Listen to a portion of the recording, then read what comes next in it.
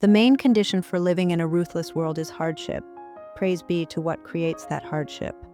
Gazelles live in large groups across vast plains and are never alone. Their brown and cream-colored coats are not for camouflage. In fact, from several kilometers away, they are easily recognizable. However, within the group, these colors help them blend in and hide easily. When a lion decides to attack, it first ambushes and targets one of them.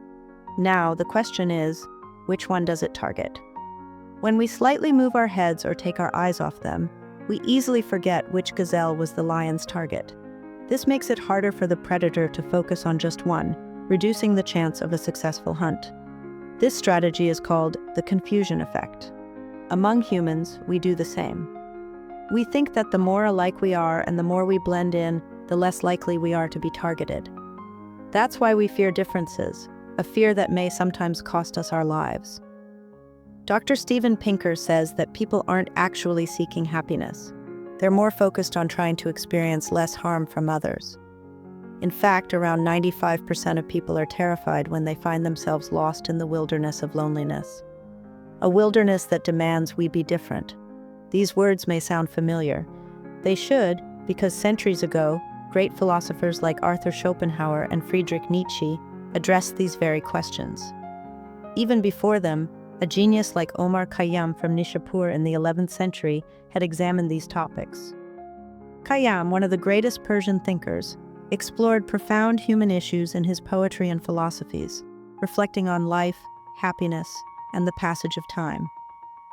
So the question we pose today is, should we blend in with society or not? What is the real measure of happiness in life? Why does our passion for life diminish as we grow older? Why do we sometimes feel we lack peace? If you feel like you haven't yet found a clear reason to live, or still don't know why you're here, today we are going to answer these questions.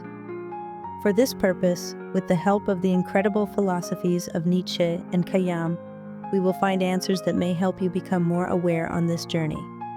So please stay with us until the end of the video because this one is different from the others, and we have new insights to share with you in order to reach the final answers. Hello and welcome to the new video. Milo, the great philosopher, says, we must first recognize what we can control and what we cannot. Understanding which issues fall within our control helps us find more peace in life. Sometimes we put all our effort into reaching a wish or goal, make detailed plans, and immerse ourselves in dreams. We listen to motivational speeches that say, you can achieve your dreams.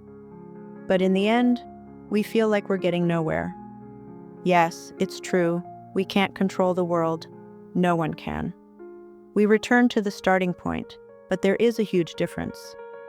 It may seem like we're back at square one, but this time, our expectations have risen tremendously. When we compare the reality with the expectations we have for life, we say to ourselves, no, this is it. I've failed.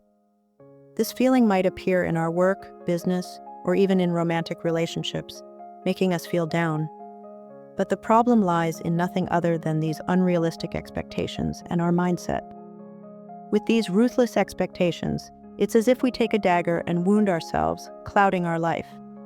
But we must understand that not everything is within our grasp, and some issues and challenges will arise for us, even if we don't want them. Marcus Aurelius, one of the great philosophers, says, life is long, but only for the one who knows how to live. Now the question is, how should we live? This question could reveal the secret of the whole life. Ralph Waldo Emerson, the famous philosopher and writer, says about life, life is a gift that only exists in the present, so celebrate every moment of it. He believes that a person should make the most of every moment of their life, because according to him, the only moment we live in is the present moment. We can't benefit from the past, and the future is uncertain. In this regard, philosopher Nietzsche says, what we want from life cannot be in the hands of others, it depends on us. For Nietzsche, human efforts for immortality and permanence are often in vain, because we can only live in the present and must enjoy it without getting trapped by long-term desires and expectations. And perhaps, in this journey, the truth that the wise Omar Khayyam Nishaburi pointed out might serve as a great help. If you are intoxicated with the wind, be happy. If you sit with the moon-faced one, be happy. Khayyam believes that life is short and no one knows what the future holds. He reminds us to enjoy the present moment, for nothing is certain or lasting. In this path, we aim to understand and use the present life. It doesn't matter how we arrived here. What matters is that we are here right now and must make the most of it. Only when we live in the present moment can we reduce our expectations and find greater contentment. All these worries and anxieties about the future, and even negative thoughts about the past, only prevent us from enjoying the present moment. Thinking about the future, stress and worries make us always regret the past. Humans are naturally more affected by pain and suffering than happiness, just as a small ink blot can stain a blank page. Similarly, suffering and discomfort can cast a shadow over our lives. Scientific research has shown that pain and suffering remain in the mind and body 4 to 5 times longer than happiness and joy. This fact reminds us that we need to be cautious about these pains. Suffering and discomfort are part of life, but the first step toward happiness is to experience less of them. Some pains are bearable, and we must endure them, while others are not only unbearable but should be avoided. However, if we ignore a pain we can bear, it turns into suffering that arises from regrets and excessive expectations. Expectations that are sometimes imposed on us by society, advertisements, and various standards. Just like at the beginning of the video, I reminded you that when we try to be like others, we are actually heading toward our own destruction. This destruction begins when we start comparing ourselves to others, and from that moment on, we are no longer ourselves. At that moment, we give up living in the present and drown in an endless cycle. This is where failure begins. Alain de Botton, a contemporary philosopher and writer, says, "Pain is an essential part of life. Without it, we cannot grow or understand the true meaning of happiness. We must avoid some suffering and embrace the ones that can make us stronger." Nietzsche also believed, "What does not kill us makes us stronger." In this world full of colors and diversity, it is certainly difficult to stop comparing and simply live in the moment. But the point we need to understand is that we can only comprehend living in the moment when we see each day as an independent life.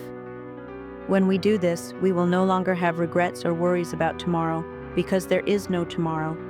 Every day we are reborn and live it fully, with the understanding that each day could be the last. Once we accept this perspective, we will no longer waste our time and become the kind of person Nietzsche was always searching for, the Overman. The Overman who can accept their mistakes, be responsible, and view life from a realistic perspective. Unfortunately, we often think that life should bring us happiness, but this notion mostly exists in movies and books. The reality of life can be harsh and merciless. This is why we must strive to find the purpose of our lives. Nietzsche wisely stated that anyone who finds their reason for living can overcome any challenge. Now we can better understand why Nietzsche, in his book Beyond Good and Evil, suggests we should create a 3-century distance from our era and remain indifferent to the seemingly important events of our world. In fact, it is true that in order to live in the present, we need to create some distance from the conditions of our time. When we establish this distance, the opinions of others will no longer matter to us. This is how we can understand the true meaning of living in the moment, much like the wise Omar Khayyam Nishaburi, who saw life in simplicity and awareness of the present. Unfortunately, this concept is often misused today, and many lies and unfounded ideas are attributed to it. However, living in the moment for great individuals has a different meaning. Initially, the goal should be to suffer less, harm ourselves less, and accept that sometimes we must conquer the world and sometimes we must fail. To understand this, it is enough to take a deep breath and view life from a higher perspective, beyond what it is. This way we realize we live in a vast world, and our current concerns may not even matter a month from now. But unfortunately, instead of resolving these concerns, we dwell on them and drown in worries that may never come to pass. This is the greatest harm that can destroy our peace. If we can understand this truth, we will seek peace within ourselves, not outside, and not in the eyes of others. Nietzsche's message to us is that we must live in a way that we can continue doing so forever, so that in the end, we have lived fully and can say goodbye to it at the right moment. This is the true wisdom of life and reflects the concept of the Overman.